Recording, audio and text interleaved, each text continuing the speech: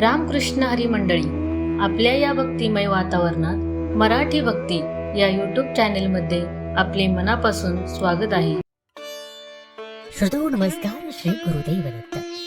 त्रिगुणात्मक भगवान श्री दत्तात्रयांची जन्मकथा.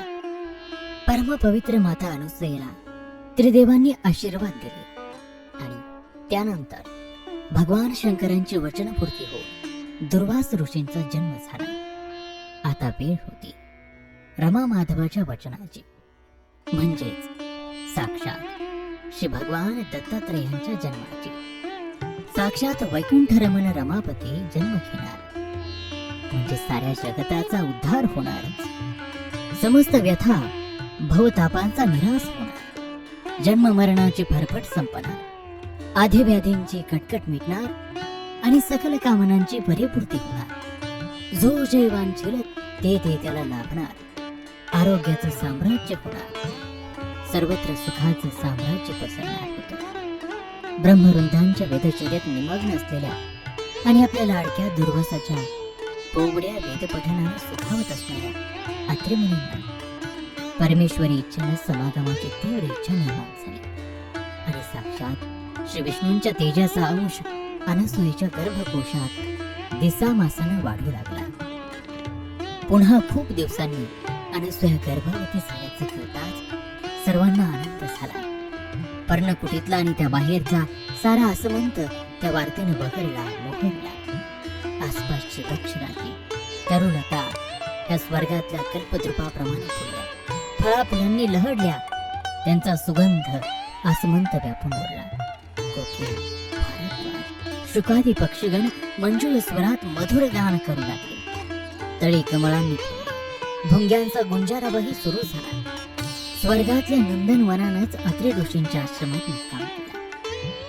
घरची गोधनही वारेमाप दूध देऊ लागली. दूध, तूप, गोरस कशा कशाला म्हणून कमी नव्हतं. अन्नधान्याचा सुकाळ झाला. अतिथी अभ्यंगतांचे वर्दळ वाढूनही समृद्धीला खळ लागेल. खडकाळ असलेल्या प्रदेशातूनही जुळजुळ अमृताचे झरे वाहू लागले. वांझ असलेल्या गर्भिणी झाल्या. जो जी जी इच्छा करील ती इच्छा तात्काळ फलद्रूप होऊ लागली. अत्रि मुनींनाही हे सारं पाहून आश्चर्य वाटलं. दुर्वासांचे बोबडे वेदपठण ऐकून बहिरेही ऐकू येण्याची शक्ती नाही लागली. पांगळे चालू लागले, आंधळे डोळस झाले, अज्ञानी ज्ञानी झाले, ज्ञान्यांना ब्रह्मज्ञानाची प्राप्ती झाली. हे सर्व या गर्भसंभवाचीच कळा होती, पण ती अत्रि ऋषींशिवाय कोणालाच समजली नाही. वातावरणातील हा फरक पाहून सारे सामान्य जन आश्चर्यचकित झाले होते, मंत्रमुग्ध होऊन राहिले होते. ज्याप्रमाणे सूर्याची आभा दिवसेंदिवस वाढावी आणि तेजपुंज भानू दिसावा, त्याप्रमाणे अनसूयेची कांती शुद्ध विजाच्या अंबुधराप्रमाणे तेजपुंज बनत होती आणि दिसामासन गर्भवती होत होती. असं होता होता 7 महिने झाले. 7व्या महिन्यात अत्रि ऋषींनी माता अनसूयेला विचारलं, हे प्राणप्रिय चातुर्यखानी, कुरंगराहिणी, तुला कोणकोणत्या इच्छा होत आहेत हे न लाजता, म्हणे कोणत्याही प्रकारचा संकोच न ठेवता मला सांग. अत्रि मुनींचं हे संभाषण ऐकून अनसूया लाजली आणि म्हणाली, हे नाथ, आपल्या चरणांचं पूजन करून आपल्या सहवासातच तप करावंसं वाटत आहे. त्याचप्रमाणे तपोवनात स्वच्छंदपणानं विहार करावासा वाटतो आहे. तीर्थाटन करून योगाभ्यास करावा, जप तप अनुष्ठान करून दानधर्म करावा, वेदांताविषयी चर्चा ऐकावी, पंडित सिद्धींना आपल्या दासे करून अवघ्या भूतमात्रांवर दया करावी, उदंड भाग्याचे त्यांना धनी करावे, नानाविध प्रकारचे सुरस सुग्रास भोजन करावं आणि इतरांनाही खाऊ घालावं, असं मला राहून राहून वाटत आहे आणि वैराग्याची ओढी अनिवार्य होत आहे. त्या गर्भोद्गार ऐकून त्या ब्रह्मकुमार अत्रींना अतिशय आनंद झाला आणि ते म्हणाले, खरोखरच जगाच्या उद्धारासाठी प्रत्यक्ष परमात्मा आपल्या घरी राजयोगाच्या रूपात अवतरणार आहे. आणि मग एक सुदीन पाहून त्यांनी आपल्या कुलातील सर्व ज्येष्ठ श्रेष्ठ ऋषींना ऋषी पत्नींना आपल्या घरी भोजनापेक्षित बोलावलं. त्यांना जे जे हवं होतं ते अनसूयेला आग्रहाने आणि कौतुकाने खाऊ घातलं. तिला औक्षण करून तिचे ओटे भरले, करशुद्धी करून मुखशुद्धीसाठी तांबूळ केलं आणि द्राक्ष मंडपात तिची मृदू मऊ शय्या अंथरली. अनसूयेनेही आपल्या हाताने त्या सुवासिनींना हळद कुंकू, कर्पूर चंदन आणि फळांचा मेवा अर्पण केला. त्यांनाही सुखवलं, संतोषवलं आणि सर्व सुवासिनींचे आशीर्वाद घेऊन त्यांना बोलवलं. 8व्या महिन्यातही अशी इच्छा भोजनात चाललीच होती. तेव्हाच तिथे माऊलीला नारद मुनी दिसले आणि तिच्या आनंदाचा पारावार उरला नाही. नारदांनी अनसूयेकडे दृष्टी टाकली आणि तिचे ते तेज पाहून त्यांनी ओळखलं की हिच्या पोटी त्रिगुणात्मक ब्रह्मांड नायक जन्म घेणार आहे आणि आपल्या अवताराने विश्वाचं शांतवन करणार आहे. नारद मुनींनी अनसूया मातेला एक प्रदक्षिणा घातली आणि जाता जाता माता अनसूयेला जन्माला येणाऱ्या बालकाचं नाव दत्त ठेव असा सल्ला दिला आणि आपल्या त्रिलोक यात्रेला ते निघाले. वाटेत जो जो भेटेल त्याला ही शुभवार्ता सांगू लागले की पतिव्रता अनसूयेच्या पोटी साक्षात कमलापती त्रिगुणात्मक स्वरूपात जन्माला येणार आहे. ज्या वेळेला 8वा संपून 9वा महिना लागला तेव्हा ही शुभवार्ता घेऊन नारद मुनी रमेकडे, उमेकडे आणि सावित्रीकडे गेले. तिने देवींना आनंद झाला. त्यांनी 9 मास केव्हा भरता त्याकडे दृष्टी लावली. अनसूयेसाठी आणि अनसूयेच्या पोटी जन्माला येणाऱ्या त्या बाळासाठी सर्व लेणी तयार केली. बाळंतिणीला लागणारे साहित्य जमवलं आणि त्या आश्रमाकडे निघाल्या. सर्व देवातिदेवही आपल्या गणांसह, यक्ष किन्नरांसह, गंधर्व अप्सरांसह दाटीवाटीनं आकाश मंडळात येऊन उभे राहिले आणि त्या शुभ घटिकेची आतुरतेने वाट पाहू लागली. आणि ती शुभ घटिका भरली. त्रिगुणात्मक त्रिलोकी अवतार जन्माला आले.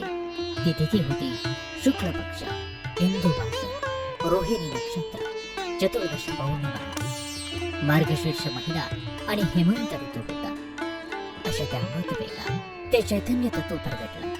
अत्यंत अवर्णनीय तेज असं म्हणतात पसरलं. ते तेज पाहून सर्वांचे डोळे दिपले. पण दिपलेल्या डोळ्यांनी मग ते साजिर गोजिर रूप पाहिलं आणि सुरगणाने जयवाद्यांचा घोष केला, पुष्पवृष्टी केली. गंधर्वांनी आपल्या सुस्वर स्वरात गायनाला प्रारंभ केला. अप्सरांनी मोहक नृत्याला आरंभ केला. मंगल घोषात विविध वाद्य निनाद कंठा खणखणू लागला आणि सर्व ऋषिकांताही आनंदाने गदगदल्या. त्यांनी बाळाला विसरून घेतलं, उष्णोदकानं त्याला स्नान घेतलं, सुगंधी चूर्णानं मर्दन केलं आणि मधाचं बोट टाकलं. ते सुकुमार कोमल बाळ कसं होतं, अगदी मनस्वी आगळं होतं. त्याला 6 भुजा होत्या, अतिशय सुहास्य आणि सुकुमार अशी 3 मुख होती. ते सुंदर रूपडे पाहून सर्व देवांगना लगबगीनं पुढे आल्या आणि त्यांनी पंचारती करून आरती गायली, पुष्पवृष्टी केली. सर्व देव आणि ऋषीवर परस्परांना भेटले. गुढ्या तोरण उभारली गेली. सुवासिनींनी एकमेकींना हळद कुंकू हरिद्रा वाटली. उमा, रमा, सावित्री, गायत्री आदींनी बाळाला आशीर्वाद दिले. त्यावरून बिंबवून मित्र आणि अनसूयेला वंदन केलं. ब्रह्मपुत्र अत्रि ऋषींनाही सर्व देव भेटले. नारद मुनींनीही अत्रींना आलिंगन दिलं आणि म्हटलं, आपल्या पोटी साक्षात परब्रह्म अवतरला. आपण दोघे खरोखर धन्य आहात. सर्व देवाधिदेवांनी अत्रींची स्तुती केली आणि प्रस्थान हलवलं. पर्वताला 3 प्रदक्षिणा घातल्या आणि त्या जगद्गुरु मायातीत परब्रह्माची स्तुती परार्थी गाऊन आपापल्या विमानांसह स्वर्गामध्ये उड्डाण केलं.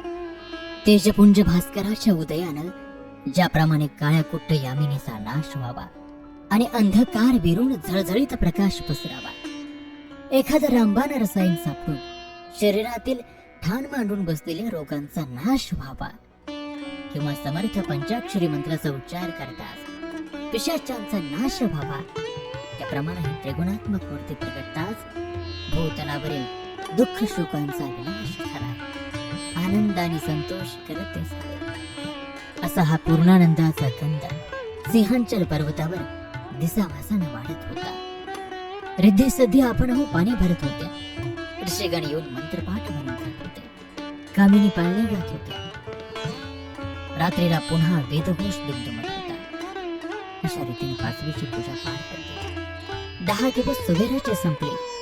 शुद्ध स्नान करून 11व्या दिवशी अत्रि मुनीने सर्व ऋषीगणांसह आपल्या बाळाचं मुख प्रक्षालन केलं आणि त्याला मध साठवला आणि त्या बालकाच्या दर्शनानं त्यांचं मन आनंदानं भरून गेलं. 12व्या दिवशी 12 बळींची पूजा करून सर्व प्रजेला आमंत्रण देऊन नामकरण सोहळा सुरू झाला.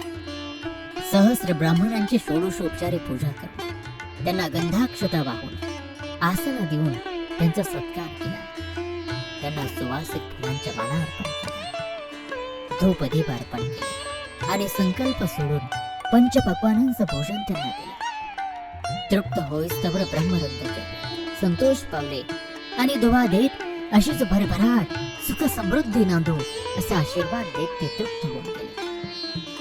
सौभाग्यवान आणि आग्रहाने सर्वांना भोजन माता अनुसूया वाढू लागली. सर्वांनी आसन मांडून प्रथम पुत्रासह बाळासह अनुसूयेला बसवले. तिला औक्षण केलं, तिची ओटी भरली आणि तिला नवीन वस्त्र नेसवले. बाळालाही बाळाने अंगी अर्पण केली आणि त्याचा पाळणा सजवायला सुरुवात केली. विविध प्रकारच्या रंगीत मण्यांनी आणि झिरमिळ्यांनी चिमणाळी बनवली. सुरेख चांदवे शिवले, चांदण्या ढकवल्या आणि मृदुमयी शय्या तयार केली. सुगंधी पुष्पमालांनी पाळण्याला बाहेरील भाग सजवला आणि शुभघटिकेची सर्व आतुरतेने वाट पाहू लागली. या नामकरणाच्या दिवशी आकाशात देवाधिदेवांनी दाटी केली होती. उमा, रमा, सावित्री आणि गायत्री आपापल्या सोबत दिव्य अशा बाळ लेण्यांनी आणि सौभाग्य लेण्यांची भेट घेऊन आलेल्या होत्या. त्यांचा स्वर्गीय वाळंत विडा खरोखरच अद्वितीय होता. या सर्वांच्या आगमनानं सिंहांचल पर्वत गजबजला. चैतन्य तत्वाच्या नामघोषानं दुमदुमला. सर्व देव भेटले आणि देवांगना पुढे झाल्या. त्यांनी अनसूयेला औक्षण केलं. श्रीफळानं तिची ओटी भरली आणि तिला दिव्य वस्त्राभूषण प्रदान केली. श्रीफळानं तिची ओटी भरली, तिला दिव्य वस्त्र आभूषण प्रदान केली. अक्षय सौभाग्य कांकनं दिली आणि तिचे चरण कमल पुजले. त्या बालकाच्याही अंगावर दिव्य बाळलीने चढवायला सुरुवात केली. नारद मुनी तिथे उपस्थित होते. हा दिव्य सोहळा ते पाहत होते. उमा, रमा आणि सावित्रींनी ती लेणी काढली आणि काय त्यांचं तेज बरणावं. साक्षात चंद्र सूर्याचं तेज त्या मौक्तिक मण्यात आणि सुवर्ण पट्ट्यांजणू साठवलं होतं. असे ते सुवर्णाचे झळझळीत कंठी त्या बालकाच्या गळ्यात शोभून दिसत होते. हातात बिंदल्या घातल्या, सलकडे होती, दंडात बाजूबंद, कमरेत साखळ्या, पायात पैंजण, घुंगरवाळ, गळ्यात वाघणकर आणि कपाळावर बिंदी आणि हातापायात आणि गळ्यात बारीक नाजूक दृष्टमणींची दोरी. असं ते त्रिगुणी बाळ शोभून दिसत होते. आणि हेच ते सर्वोत्तम वेळ. सर्व ऋषीध्वजांनी म्हणताच रमेने उचलून त्या बालकाला पाळण्यात घातलं. पाळण्याचा दोर आपल्या हाती घेतला. उमेने गाणं म्हणायला सुरुवात केली आणि गायत्री, सरस्वती, सावित्री, अहिल्या यांनी तिला साथ दिली. गायत्रीने विचारलं, माता अनसूये, लवकर सांग, याचं नाव काय ठेवायचं? अनसूयेनं काही सांगायच्या आत चतुर उमेने काही एक विचार केला आणि म्हटलं, याचा पिता अत्रि. हे बाळ जन्माला आलं ते गुणत्रय आणि सुहास्य नेत्र म्हणून याचं नाव आपण ठेवावं दत्तात्रय. अनसूयेला हे नाव ऐकताच अतिशय आनंद झाला, कारण तिच्या मनीसाचे गुज होत. तीच नेमकं ओळखून ही मनगबाळी उमेनं आपल्या ओठी आणली. तिच्या चातुर्याचं कौतुक केलं आणि पाळणा म्हणायला सुरुवात केली. जो जो रे अवधूता, अत्रि अनसूया सोता, निदात्रे सुखया.